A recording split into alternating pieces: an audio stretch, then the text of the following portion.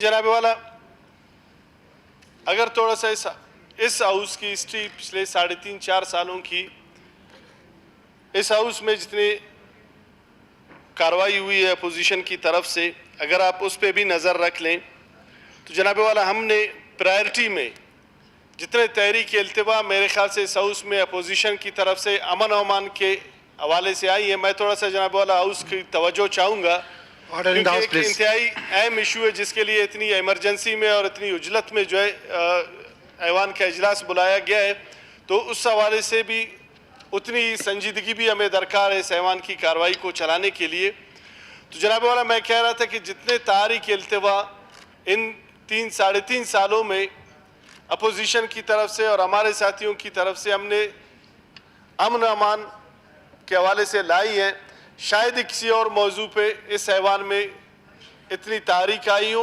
या इतनी ज़्यादा मरतबा बहस की गई हो। उसकी जनाब वाला वजह भी यही है, बहुत आसान है मामलात से, चीज़ों से जान छुड़ाना।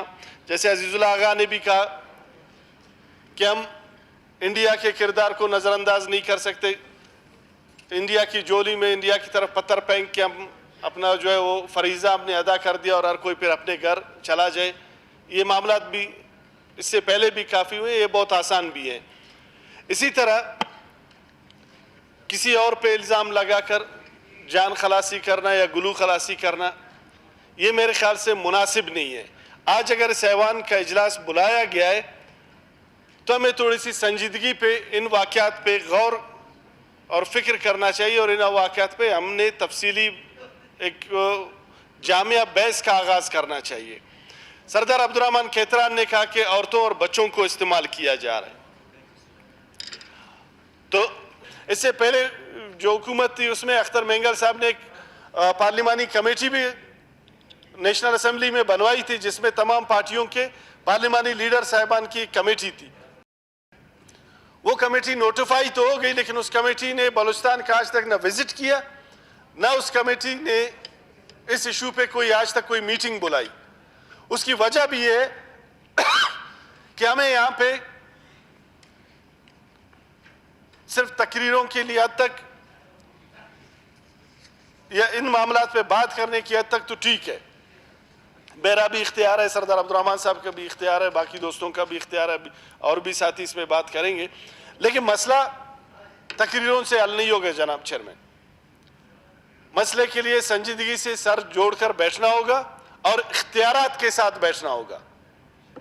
इस तरह नहीं होगा कि यहाँ पे कमेटी बैठी है, यहाँ पे फैसला कहीं और पे हो रहा है, इनकी रिकमेंडेशन कुछ और है, अमल दरामद कुछ और हो रहा है। हमें चौधरी शुजात और मुशाहिद हुसैन वाली कमेटी नहीं चाहिए।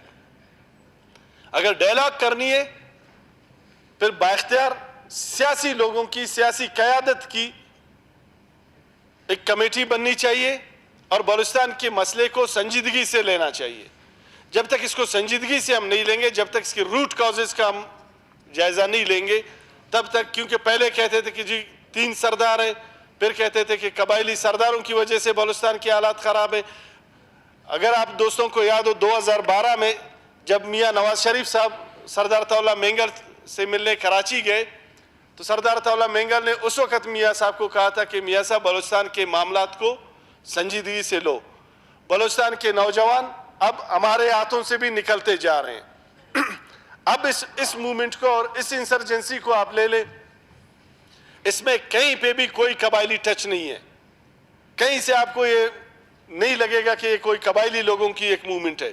73 वाले पे आप बोल सकते थे कि कबायली सरदारों की वजह से लड़ाई हुई, नवाब नौरोज खान उठा तो उसके साथ उसके कौम वाले उठे, खान अहमद यार खान का भाई वो पहाड़ों पे चले गए तो कलात के कबायली लोग उसके साथ चले गए। लेकिन यहाँ पे मामला बिल्कुल उलट है जनाब वाला। पहाड़ों पे आपको जितने नौजवान मिल रहे हैं, जितने नौजवान मुकाबलों में आप लोगों ने मारे हैं, जिनकी तस्वीरें आप लोगों ने दी है मीडिया पे, जिनकी तफासिल आपने दी है, जितने वाक़यात में आपके हाथ आए या गिरफ्तार हुए, उनमें आप मुझे कोई एक कबायली टकरी, कोई वडेरा बता दें। तमाम के तमाम अच्छे इदारों से पढ़े लिखे नौजवान लड़के। तो ये लड़ाई एक सोच और एक फ़िक्र और एक शऊर के तहत हो रही है।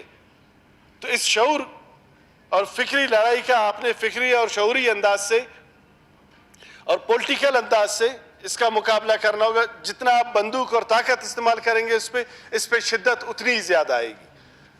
تو اس میں اس قرارداد میں شامل کیا جائے کہ بلوچستان کے حوالے سے اداروں کا، سرکار کا، اسٹیبلشمنٹ کا، ان کی پالیسی، اس کے اوپر بھی غور ہونا چاہیے. پالیسی بھی بلوچستان کے حوالے سے تبدیل ہونی چاہیے. اور بلوچستان کا یہ جو معاملہ ہے یہ سیاسی مسئلہ ہے، اس کو سیاسی قیادت اور سیاسی طریقے سے پولیٹیکل ڈائلاگ کے ذریعے اس مسئلے کا حل ڈھونڈا جائے. بہت شکریہ جناب. شکریہ اختر حسین لاگو صاحب.